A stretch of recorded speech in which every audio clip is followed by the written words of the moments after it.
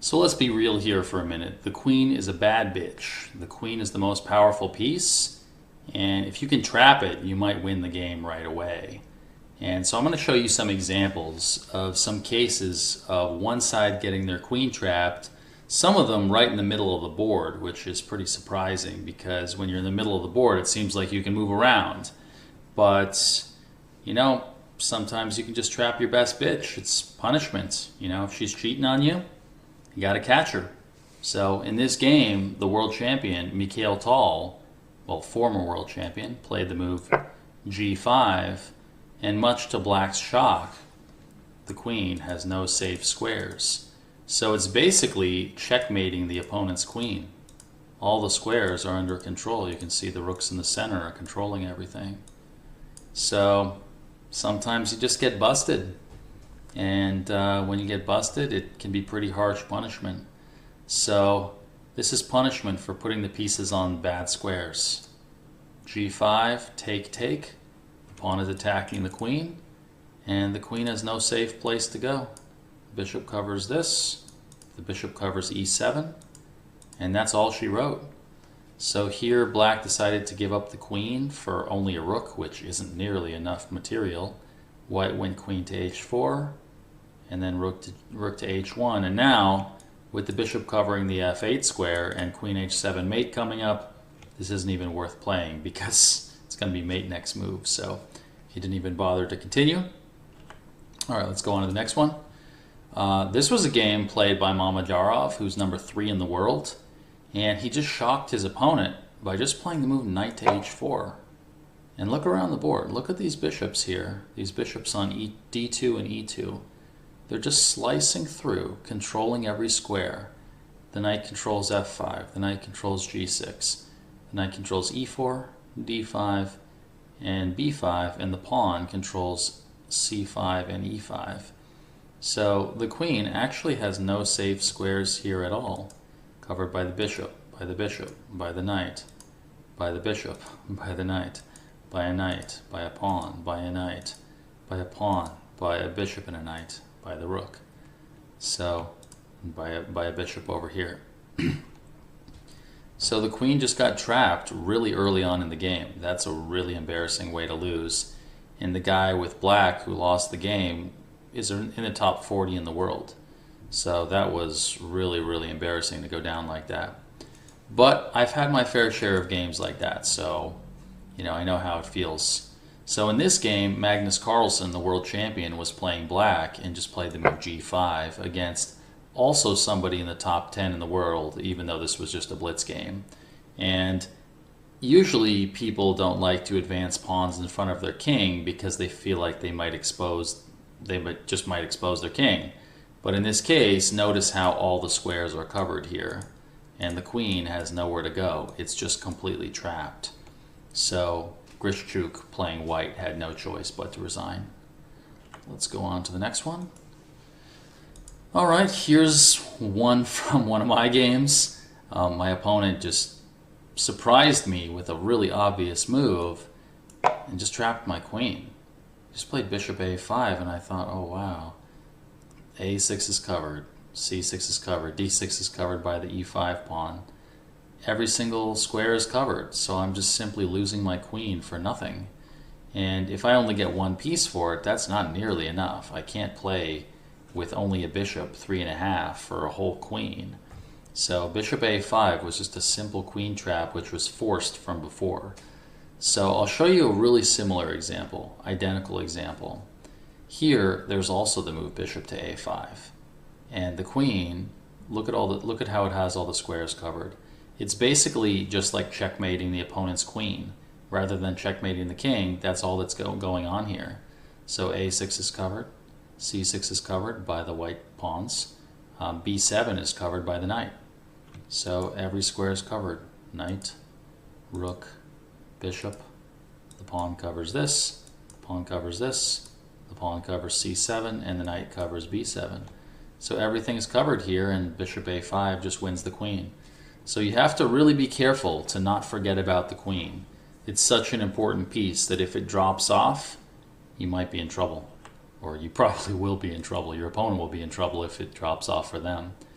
So here, I wanted to cut off the queen's ability to retreat. And so I played this sneaky move, bishop to d6, pinning the knight to the rook. And so they tried to defend it, and now I just played rook to e4.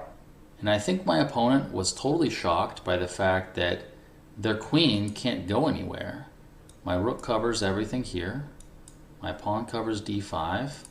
My queen covers all of these squares, and if the queen goes to d1, I just take with the bishop. d2 is covered by my rook. So every single square is just covered here after rook to e4. And the queen just gets trapped in a very weird way right in the middle of the board. So that's a definite cautionary tale. Just to watch out for that, and if you're the aggressor, then look for those opportunities to trap your opponent's queen when you notice that it's short on squares. All right, let's go on to the next one. Here's one where the white queen is trapped over here on h7. It has no squares, so we can just go knight to g5, and now it has nowhere to move to. Just can't go anywhere. So they take the rook, we capture the queen, and then here we just go queen to h8, and then we win the h7 pawn, and we have a winning position. Let's go on here. Okay, here's another case where the queen on a7 has really nowhere to go. And when we just play this move rook to b7, look at how all the squares are controlled. The bishop controls a6, the rook controls everything here, our e3 pawn controls d4. So there's not much to be said here. The queen is just simply trapped. All of its squares are controlled. And after bishop takes e4, we recapture with queen takes e4. And here, basically, the queen can escape with queen c5, but then we just pick off the knight.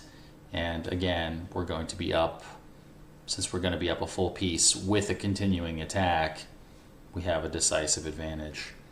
So let's go on to the next one. Here's a surprising one. Garry Kasparov, the former world champion for 16 years, was playing black here and decided to play the move knight to a5. And I think white was totally shocked that the queen has no safe squares to go to. Every single square is controlled. The pawn controls this. The queen controls this. The d5 square is controlled. The a4 square is controlled. Every single thing is controlled here. So there's nowhere for the queen to go. It just so happens that every single thing is under control. And all that can really be done is just to either resign or basically just to be down a queen pretty much. So white decided to resign already on the 14th move. Pretty embarrassing. And this player who was playing white later became a grandmaster, or may have already been. So let's go on to the next one. Here's another one played by Garry Kasparov, the world champion, former world champion I should say. He played this move, queen to b7, defending his bishop so that he could slide his rook back and trap the queen. He's also attacking the pawn on e4, so a real multi-purpose queen move. And here bishop to f3 was played. Probably some other move should have been played to try to save the queen. And now rook to a8 was played, and the queen was just simply trapped. It just can't get out. It's basically like, you know, having your head stuffed in a duffel bag. You can't get out. You're just stuck. And if they play the move e5, we have a nice kind of typical strategy called a desperado, where before capturing a piece or before doing anything valuable that we might do, we sacrifice our own piece to get as much material as possible. So here we sacrifice our queen to pick off a full bishop. And then now we capture the undefended queen. Let's go on to another one. And here's the last one. This is one from one of my games. I was white against a grandmaster. And I saw the queen here on g7. I just thought, wow, that's a vulnerable queen. Maybe I can attack it with rook to g4. But then the queen can escape with queen to e7. So I thought, what if I just kind of tweak that idea and play a stronger version of the same idea? So I can go d6. And the point is, now my pawn is controlling both of these squares. So now the queen can't run away. The queen can't run to e7 anymore. My pawn covers that square. So with everything off limits, there's not much to do. So my opponent played rook c6, and then I played rook g4, and I think he just kind of realized here, it was kind of like a cold shower for him. He just realized, uh-oh, my queen's trapped. It's just game over. There's nothing to be done here. So that was one of my best practical cases of getting a queen trap in a real game. So I was glad to have found the idea of just removing all the squares for the opponent's queen, and once they weren't able to get out, they had nothing to play for. So now we're going to move on to looking over some kind of more general principles like that can be applied in middle games, such as really not leaving a brother behind, not leaving a piece behind, basically not playing passively with any of your pieces. You're the CEO of your company. Don't have any passive employees. Don't have any lazy employees. Make sure everybody's working and make sure everybody's busy. So we'll move on to that in a moment.